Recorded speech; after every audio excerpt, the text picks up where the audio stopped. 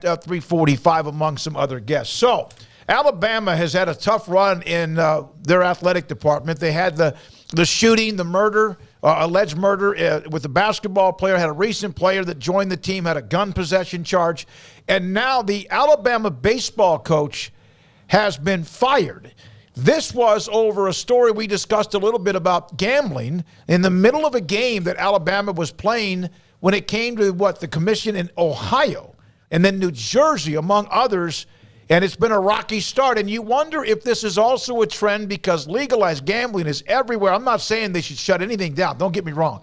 But this is something that has to probably scare every athletic director around the country. Well, I would think because, it's easy to do, right? So, and you're not looking at everybody's phones and all that, but, this got flagged and caught. But, yeah, very bizarre situation and, not completely sure what exactly Brad Bohannon did or how exactly he went about it. But 5 days after it happened, Alabama initiated the termination process for, among other things, violating the standards, duties, and responsibilities expected of university employees. And NCAA employees are not allowed to gamble. They can't even do an office pool of the NCAA tournament. You couldn't, when I say office pool, everybody fill out a bracket, and if Shirley wins, she gets cupcakes. They can't even do that. They can't do that. So when it comes to this is a really serious accusation and charge and offense if he did it. So I am very wide-eyed and curious as to how this all plays out. Yeah, I think the unfortunate part here is, besides the fact that there were some, egregious things going on, clearly, allegedly, is that we don't really know what any of this means. Yeah. I read a long article earlier today, and it pointed out all of the timeline, and the regulators saw this, and they spotted that, and they contacted this person, and I'm still but what are they talking about? I don't know about you guys. I mean, maybe it's much clearer to y'all in the reading, but I still have no idea what to believe other than a couple of bets were placed on LSU, so that will lead you to believe that whatever information he was working with or a part of would mean that they knew that Alabama wasn't on the winning end that day, and they used that to bet on LSU. And so, but is that worth the risk? Would you put down $5 million to make there's parts of this because I'm not a gambler that I just don't simply understand, because I don't know how in the world this was worth it, first of all, and I still don't know how much he was actually involved, but clearly he was involved enough to the point that Alabama, who stood by, a really tough, set of circumstances in basketball and stood by Nate Oates and let him keep coaching and, moved forward the way that they did with the information they had. With the information they have here, they just say, all right, you're done. So he clearly did something wrong. This isn't just simply an allegation, and they're well, let's, they're not even letting it play out. They're going straight to the cutting board. So that tells you something, because colleges are usually a lot more calculated if there's the potential of getting sued or, wrongful termination and those types of things. So, yeah, they clearly have some evidence of what happened. But I think for myself, I'm still just wondering what exactly happened. Although there's signs pointing to, kind of what the deal was here. So, yeah, very interesting story that we're clearly going to have to learn more about because there's a lot of blanks to be filled in. But what a year. What a year for that athletic department. And I would imagine that at some point there's going to be a culture article written. And if not, then I want to know why not, because there are other schools who have had, things pile up on them, and you get that culture article. So I would have to imagine, given what we've seen this year, football, basketball, baseball, that's probably coming down the pipeline, I would think. Pete Thamel was told that no reason to believe any student athletes are involved, in a story by David Purdom on ESPN.com. And so there's that, because that's the first thing you started thinking about, was even when that story came out. And yet it is the coach who's fired in Brad Bohannon. And you're right, Craig, about other departments or athletic departments that have been through a lot. We are in Waco, Texas, Central Texas. We try to cover now the landscape from coast to coast, and we do. But I remember every day the outside the lines ticker, every day the outside the lines cut-ins, every day.